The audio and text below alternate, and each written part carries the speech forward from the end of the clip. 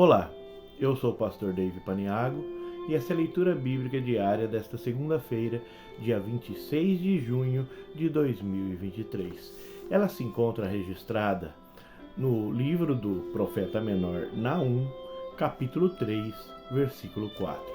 E diz assim: Por causa da multidão dos teus pecados, da meretriz muito graciosa, da mestra das feitiçarias, que vendeu as nações com todas as suas fornicações e as famílias pelas suas feitiçarias. Vou ler mais uma vez. Por causa da multidão dos pecados da meretriz muito graciosa, da mestra das feitiçarias, que vendeu as nações com as suas fornicações e as famílias pelas suas feitiçarias. Livro do profeta menor Naum.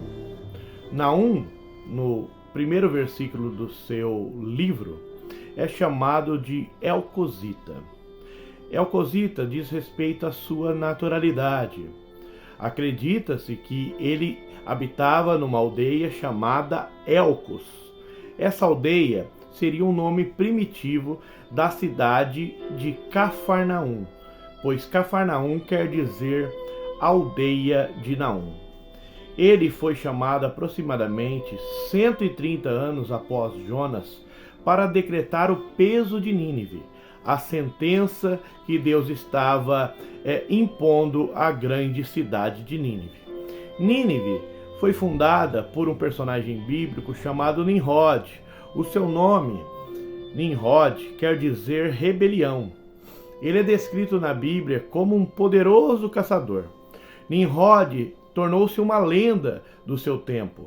Devido à sua influência, ele foi o primeiro homem que começou a reinar sobre os demais. Está escrito em Gênesis 10, versículo 10 a 12. E o princípio do seu reino foi Babel, e Ereque, Acade, Calné, na terra de Sinar. Desta mesma terra saiu ele a Assíria, e edificou a Nínive, e a Rebote-ir e Calá, e Rezém entre Nínive e Calá. Esta é a grande cidade. Nínive é capital do Império Assírico. Era uma cidade de grande extensão. Segundo as palavras do próprio Deus a Jonas: Não hei eu de ter compaixão da grande cidade de Nínive, em que estão mais de 120 mil homens que não sabem discernir entre a sua mão direita e sua mão esquerda?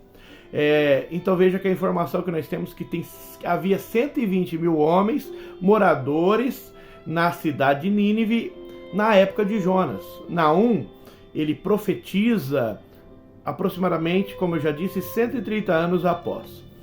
Nínive era o centro do comércio do mundo em sua época. Porém, sua riqueza não derivava apenas do comércio.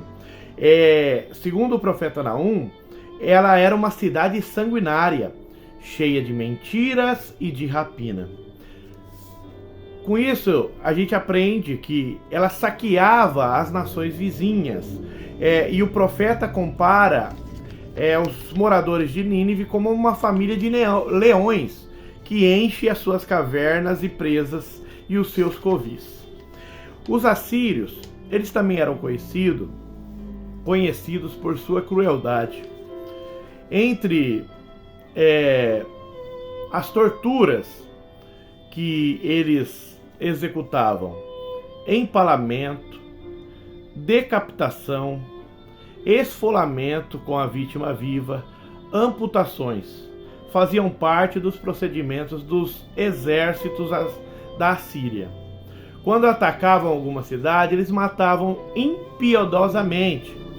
E os seus moradores que sobreviviam, eles levavam o povo cativo para uma outra região conquistada do império. Ele fazia com que o povo perdesse a sua nacionalidade, a sua naturalidade. Aquela cidade, Nínive, havia se ensoberbecido de tal forma que não acreditava que pudesse ser destruída. Porém, o profeta Amon, decretando a sua sentença, apresenta para eles a sua condenação. Naum 1:12. Por mais seguro que estejam ou que se achem, E por mais numerosos que sejam, mesmo assim serão exterminados. O versículo diz assim: por causa da multidão dos pecados da meretriz muito graciosa. Nínive é comparada a uma prostituta formosa. Essa figura, quando é usada em Israel, refere-se à idolatria dos judeus. Porém, Nínive não é um povo separado que teme ao Deus de Israel. No caso da Assíria, a prostituição dela consistia através da astúcia que ela subjugava os outros povos. Ela era como uma prostituta sensual porque atraía as suas vítimas à ruína mediante a exibições de poder e propostas aparentemente favoráveis. O que ela não tomava pela força, roubava por enganos. Nínive tinha um alvo. O alvo era uma monarquia universal. Ela almejava ser a metrópole do mundo. Ela queria colocar todos os vizinhos debaixo dos seus pés.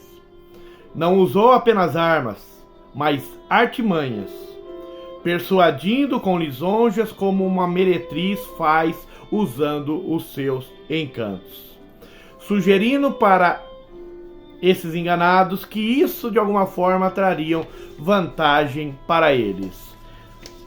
Todavia não trazia. O versículo continua: da mestra das feitiçarias, que vendeu as nações com suas fornicações e as famílias pelas suas feitiçarias. Nínive atraía as outras nações para se juntarem elas aos seus rituais idólatras. Ela fazia uso da riqueza, do poder e da grandeza para atrair as outras nações, fazer aliança com elas. Todavia, em todas essas alianças, Nínive contraía vantagens. E por causa do seu poder, as nações eram incentivadas a abandonar os seus deuses e reverenciar os deuses da Assíria.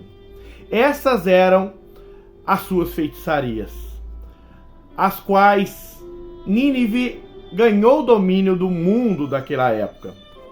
Por causa disso, Deus entra em contenda com Nínive. Naum 3:5.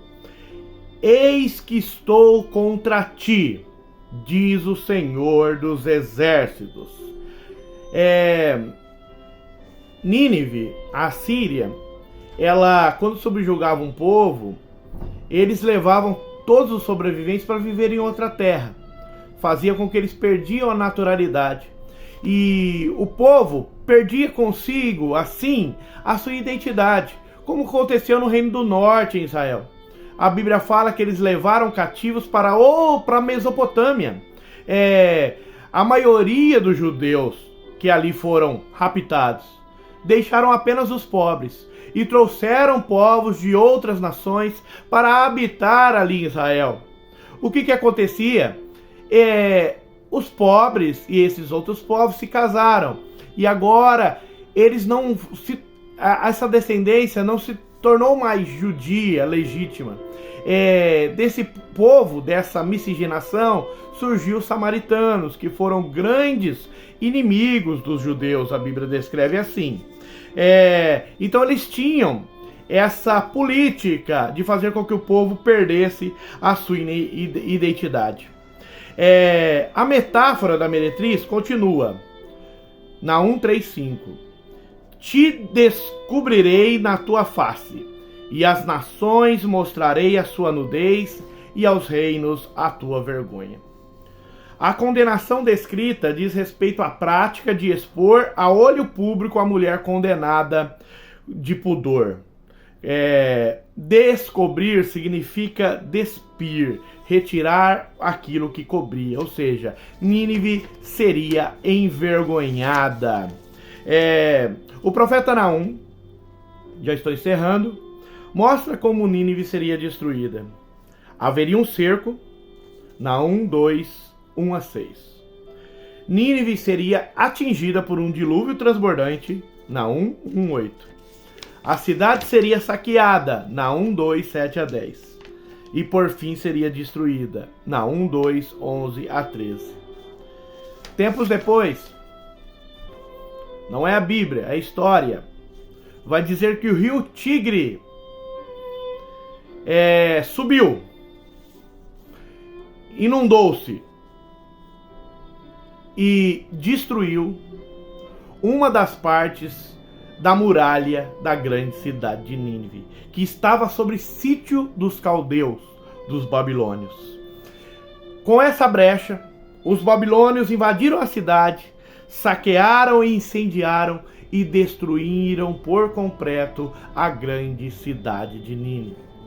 A destruição de Nínive foi tão completa que ela até virou lenda, porque não se sabia, não tinha vestígio dessa cidade. Porém, em 1845, arqueólogos descobriram as ruínas da grande cidade de Nínive, no Iraque. Eu vou encerrar esse vídeo, quero agradecer a sua atenção e lembremos que o Senhor Deus não tem o culpado por inocente. E mesmo assim ele é tardio em irar. Deus havia usado de misericórdia com Nínive, porém Nínive não mudou o seu caminho. 130 anos depois ele comissiona outro profeta, não é mais Jonas, agora Naum. E agora Naum vem com o peso de Nínive. A profecia de Naum é cumprida cerca de 30 anos depois.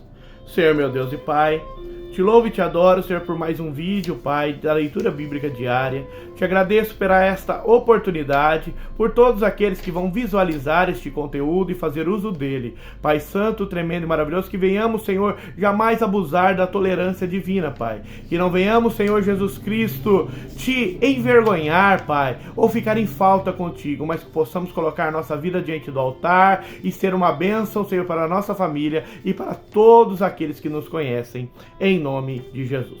Que Deus nos abençoe.